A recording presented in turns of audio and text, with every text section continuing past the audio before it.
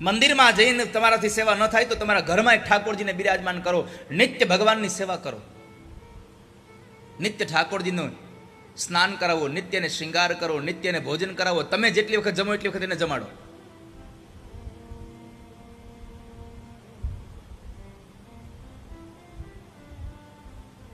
આ અમારા જો આ પ્રીતમ પ્યારા છે, આનું નામ પ્રીતમ પ્યારા છે.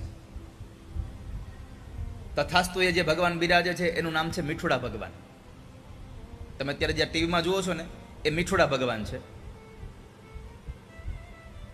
અને આ તમારા પ્રીતમ પ્યારા છે. આ બેનું અમે નામ પાડ્યું છે.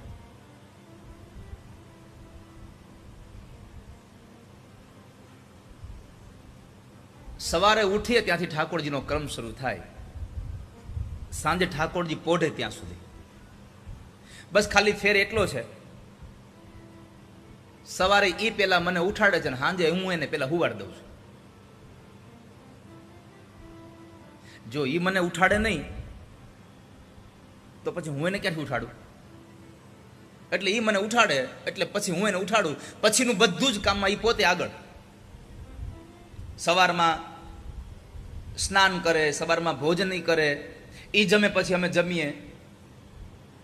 એક જ ક્રમ એવો છે કે જે એ ઉઠે ની પહેલા અમને ઉઠાડવાના. એને એક કામ એનું, પછી બધી સેવા અમને આપી એને કે આ બધું તમે કરો.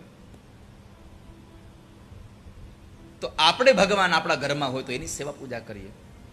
ખાલી દ્વારકા આવ્યા હોય અને પિત્તળનો ઓલો ઠાકોરજીનો એક આવો લાલો લઈ જઈએ અને પછી કપડાં પહેરીને બેહાર દઈએ ને.